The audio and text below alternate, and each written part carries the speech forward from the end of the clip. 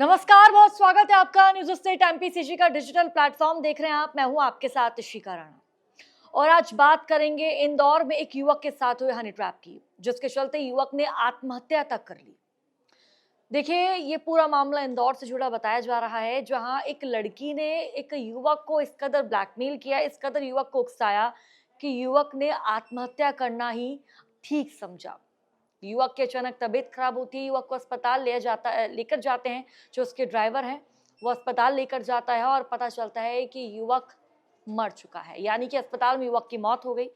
और युवक ने स्पीच, देखिए, इस पूरे मामले का खुलासा तब हुआ जब युवक ने 4 पन्नों का सुसाइड नोट छोड़ा है।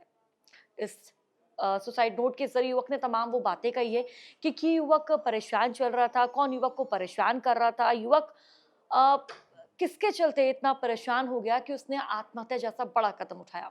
देखिए, इस पूरे मामले में युवक की गर्लफ्रेंड इति तिवारी का नाम निकलकर सामने आ रहा है। दरअसल युवक शादीशुदा था और देखिए, युवक का भार अफेयर चल रहा था। लड़की का नाम इति तिवारी है और देखिए, इन दोनों की जो मुलाकात है पब में होती है। लड़की मुंबई की रहने वाली बताई जा रही है। लड़की अक्सर इंदौर आया जाया करती थी, अपनी बहन शिवांगी के घर वो रुका करती थी और पब में इन दोनों की मुलाकात मुलाकात होती है और इन दोनों की दोस्ती और गहरी होती चली जाती है और फिर एक रिलेशनशिप में दोनों आ जाते हैं। अक्सर इति मुंबई से इंदौर आती है, उससे मिलती है, मुलाकात होती है। लेकिन देखते ही देखते इनके बीच में जो स्थिति है वो काफ़ी ज़्यादा खराब होने लगती है, क्योंकि जो इति है लगातार युवक जिसका नाम भूपेंद्र रघुवंशी है, उसको ब्लैकमेल किया करती थी। उससे पैसे माँग रही थी, 25 लाख रुपए उससे लगातार माँगे और युवक ने उसको पैसे भी दिए। उसके बाद युवती की डिमांड बढ़ती चली गई। युवती ने एक फ्लैट की माँग भी की। 25 लाख तो युवक ने दे दिए, लेकिन युवक ने फ्लैट नहीं दिया। जिसके बाद इति लगातार ये कहने लगी कि तुम पर रेप का आरोप लगवा दूँगी और तुमको जेल भिजवा दूँगी। इसके चलते जो युवक है परेशान होने लगा, चिंतित हो गया और उसने आत्महत्या जैसा बड़ा कदम उठाया। देखिए, पब संचालक ये बताया जा रहा है, भूपेंद्र रघुवंशी, जिसने आत्महत्या जैसा बड़ा कदम उठाया, जिसने सुसाइड कर लिया है। और इसके साथ ही देखिए, इस पूरे सुसाइड नोट में उसने ये भी लिखा है कि मेरे परिवार वालों को, मेरे दोस्तों को, फैमिली मेंबर्स को परेशान ना किया जाए। और उसने ये खास तौर पर लिखा है कि मेरी आत्महत्या के पीछे की जो जिम्मेदार है, जो इसको अपनी मौत की वो वजह बता रहा है, वो उसकी गर्लफ्रेंड यानी कि इति तिवारी है। देखिए, अब लगातार जो इन्वेस्टिगेशन है वो चल रही है और इस पूरे मामले में एक के बाद एक कई लोगों के नाम निकलकर सामने आ रहे हैं। अभी इस पूरे मामले में शुभम शर्मा नाम का एक लड़का है जिसका नाम निकलकर सामने आता है, जो कि भूपेंद्र का ड्राइवर बताया जा रहा है और इसके अलावा सौरभ नाम के युवक का नाम निकलकर भी सामने आया है, जो कि गार्ड बताया जा रहा है, जो कि भूपेंद्र रघुवंशी के घर की रखवाली किया करता है। और देखिए, अक्सर भूपेंद्र रघुवंशी कहीं भी जाता था तो अपने ड्राइवर को, यानी कि शुभम शर्मा को अपने साथ रखता था। और देखिए, शुभम को ऐसे कई बड़े राज भी पता है, जिसके चलते पुलिस ने कई बड़े खुलासे भी किए हैं। देखिए, जब पूछताछ की तो इन दोनों ने, ड्राइवर और गार्ड ने बताया कि भूपेंद्र के साथ इति 2 साल से रिलेशन में थी। मुंबई से आती थी, अपनी बहन शिवांगी के घर रुका करती थी। और देखिए, इस पूरे मामले में क्योंकि ये लगातार पुलिस इन्वेस्टिगेशन कर रही है, ड्राइवर से पूछताछ की तो उसने इति की दोस्त अरीशा का नाम यहाँ पर लिया है। अरीशा, जो कि इति की काफ़ी नज़दीकी दोस्त थी, काफ़ी ख़ास थी। अरीशा इति जहाँ भी जाती थी, जिस भी पार्टी में जाती थी, अरीशा को अपने साथ लेकर जाती थी। और देखिए, गार्ड ने भी बताया कि अरीशा को ब्लैकमेलिंग की सारी कड़ियाँ पता है कि कैसे-कैसे और किस तरीके से जो इति है भूपेंद्र रघुवंशी को ब्लैकमेल कर रही है, ये अरीशा को पता है। और देखिए, ये भी जानकारी सामने आई है कि अब जो पुलिस प्रशासन है वो इति की दोस्त अरीशा से भी पूछताछ कर सकता है।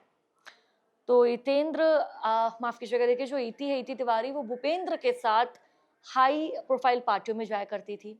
वहाँ पर जाती थी, लोगों से मेल-मिलाप बढ़ाती थी और अक्सर वो भूपेंद्र के साथ उसका आना-जाना लगा रहता था। लेकिन इस पूरे मामले में जब से अरीशा की एंट्री हुई है तो कई बड़े खुलासे हो रहे हैं, क्योंकि अरीशा को सारी कड़ियाँ पता है कि कैसे भूपेंद्र को ब्लैकमेल किया जा रहा था, किस-किस चीज़ की भूपेंद्र से माँग की जा रही थी इति द्वारा। देखिए, जानकारी के अनुसार ड्राइवर ने इस बात का खुलासा किया है, शुभम ने, कि चैत्र नवरात्र के दौरान जो इति इंदौर आई थी और एक पब में थी, उसने बहुत नशा किया हुआ था। जब ड्राइवर ने मना करा कि मैम इतना नशा मत करो, तो भूपेंद्र ने ड्राइवर को रोका कि तुम इसको कुछ मत बोलो। उसके बाद इति बाहर जाती है, कार में बैठती है और कार में बैठकर गांजा फूकती है, यानी कि एक हाई लेवल का नशा करती है इति।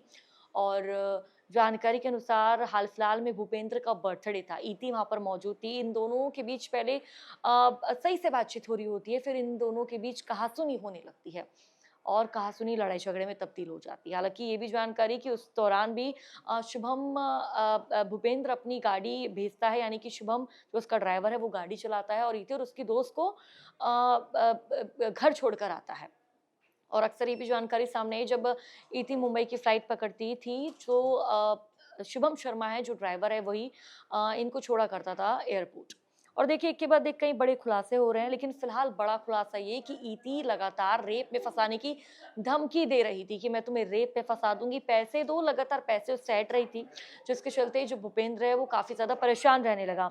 और देखिए इसके बाद ये भी फिलहाल जो जानकारी सामने आई है कि कई बार इति और भूपेंद्र के बीच में झगड़े होते थे। तो एक बार तो ऐसा भी हुआ कि भूपेंद्र के 2 दोस्त हैं, उन्होंने इन दोनों के बीच में सुलह करवाई थी, समझौता करवाया था और कहा था कि ठीक है 25 लाख में समझौता कर लेते हैं। और जानकारी के अनुसार देखिए भूपेंद्र ने इति को 25 लाख रुपए दिए भी थे। उसके बावजूद भी इति का मन नहीं भरा, इति ने फ्लैट की डिमांड करी और भी चीज़ें डिमांड करने लगी थी यहाँ पर। देखिए इस पूरे मामले में पुलिस इन्वेस्टिगेशन कर रही है और पुलिस का कहना है कि जो बैंक अकाउंट है, इति का बैंक अकाउंट है, उसकी जो ट्रांज़ैक्शन हुई है, जो भूपेंद्र किया करता था, उसकी तफ्तीश की जाएगी, जाँच-पड़ताल की जाएगी। लेकिन देखिए इस पूरे मामले में एक के बाद एक कई बड़े खुलासे हो रहे हैं और फिलहाल जानकारी जो सामने आ रही है, जो भूपेंद्र की बेटी है, वो बाहर रहती है, यानी कि आउट ऑफ इंडिया रहती है। उसको इन्फॉर्म कर दिया गया है, वो भी इंडिया पहुँचने वाली है और देखिए जिसके बाद जो अंतिम संस्कार की प्रक्रिया है, वो भी पूरी कर ली जाएगी।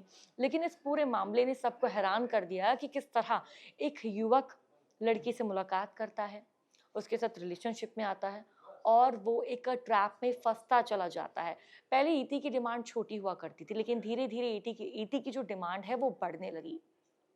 इति आए दिन नई-नई डिमांडें करने लगी और जानकारी के अनुसार देखिए अपनी उसकी जो बहन है वो भी यहीं रहती है, यानी कि भोपाल में मध्य प्रदेश में रहती है और मध्य प्रदेश में रहती है। इति जब भी आती थी उसके घर रुका करती थी।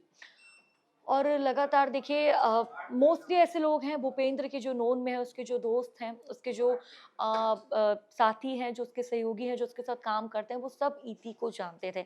हालाँकि पुलिस ने इस पूरे मामले में ड्राइवर से और गार्ड से, यानी कि शुभम से और सौरभ से, दोनों से पूछताछ की है, दोनों के बयान दर्ज कर लिए गए हैं।